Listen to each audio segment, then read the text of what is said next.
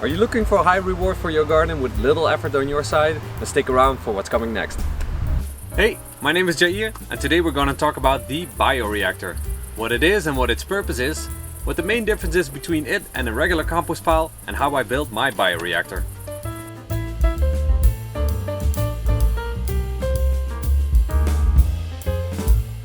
So what is a bioreactor anyway? Well, in simple terms, it's a container or a vessel of sorts that, when certain conditions are met, allows for biological processes to occur. Often a bioreactor is used to let certain microorganisms thrive, such as bacteria or fungi, so that we in turn can benefit from those microorganisms. Like I said, simple terms. So to give you an example, in my first episode I talked about starting a compost pile and what kind of conditions needed to be met in order for it to work, such as keeping it watered and aerated. A compost bin is a bioreactor, and in this case a container where all sorts of microorganisms, mostly bacteria, live and break down organic matter so that we as gardeners can benefit from the compost. And for all you rustic bread makers out there, a jar with sourdough starter is in fact a small bioreactor where you create the most optimal environment for your yeast to thrive so that you can use it to make bread. Today we're specifically talking about a Johnson-Su bioreactor, and in my case, an inspired version of it. What is a Johnson-Su bioreactor and how does it differ from, say, a regular compost pile? If you take your standard compost bin, you will mostly throw in both garden and kitchen waste. And with a little bit of watering and turning the pile every once in a while, your pile will become a mostly bacteria-dominant environment. These bacteria will break down organic matter and you will be left with a nutrient-rich compost. Now, Dr. David Johnson has created his bioreactor in a way to allow for a more fungi-dominant compost to develop. His way of composting also requires water, but it's a static process, so no turning the pile. And it requires a better airflow because the entire process is aerobic, meaning it needs air. So in short, a regular compost pile is bacteria-dominant, while the bioreactor is fungi-dominant. Okay, but why? Why would you add this fungi-dominant compost to your soil instead of regular compost? The underground network of fungi helps plants to absorb nutrients much better. This will lead to better yields from your garden, so well worth a try. So, I want to try to enhance the soil in my garden by creating this kind of compost. And in order to do that, I need to create my own bioreactor.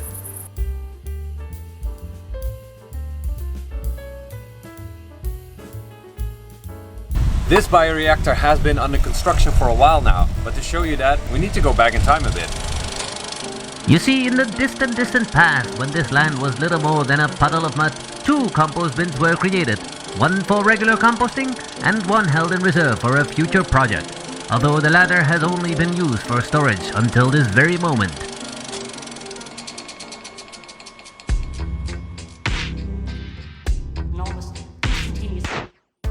Indeed, the right side of the compost bins has been used as storage all this time, and it's been overgrown with clutter and plants. Time to clean it out. And so this is what happens when you neglect the spot for a bit. It gets overgrown, obviously. And as you can see over here, there's a little hole over there and a little pathway, because obviously the vole has also found its way over here and dug a nice little pathway from one side to the other. But yeah, let's clean this place up. There, that is a lot cleaner. We're inside the compost bins right now. Over here is the regular compost pile that I started off with in the very first episode. And on this side, I'm going to make, like I said, a Johnson-Su inspired bioreactor. Now I have to say that this is an inspired version and not built exactly like the original. More on that later. So we are working on the right side of the compost bins. Last time we worked on it, we did attach some chicken wire on this panel as well as on the lower side of the bin. Now I'm going to add the rest on that side and that side, also putting chicken wire on that.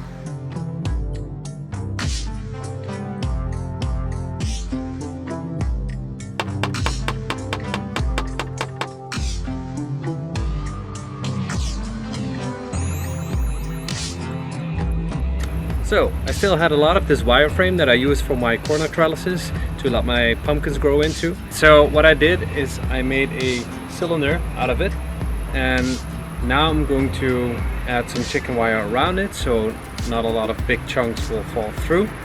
And it's the idea that we put this in the middle of the box, in the middle of the bioreactor, so a lot of airflow can get into it.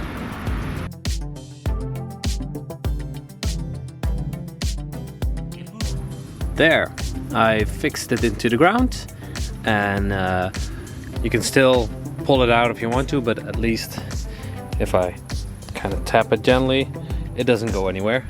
So now up to the next, actually the last step, which is the door of this entire bioreactor.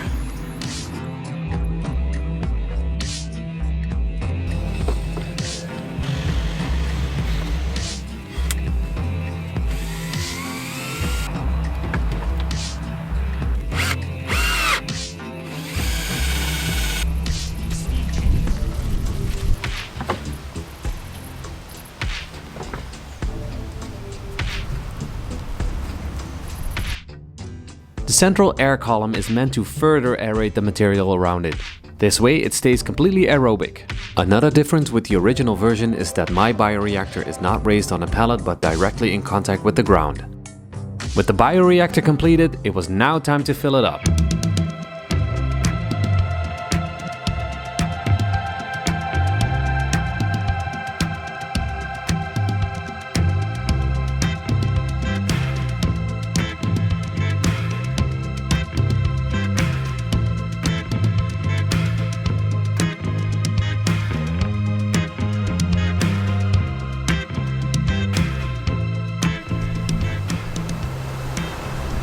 So we just hauled a literal shit ton of donkey manure from someone who has 2 donkeys not too far from here.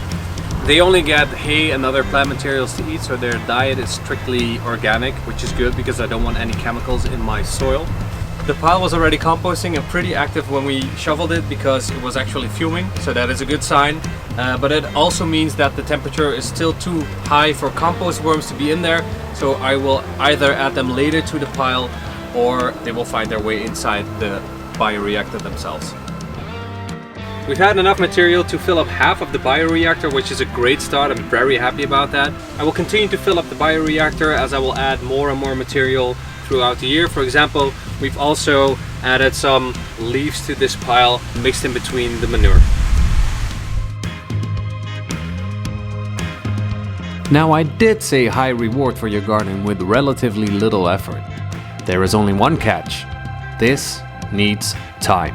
It is a long-term investment that needs at least a year to break down before you can reap the rewards. And that concludes the story of the bioreactor so far. Right now all I need to do is water it and wait. In a year's time I will be making a video about the results on that point. I hope you've enjoyed this video, maybe even learned something. If you did, please leave a like and subscribe, and I'll see you in the next video. Bye bye!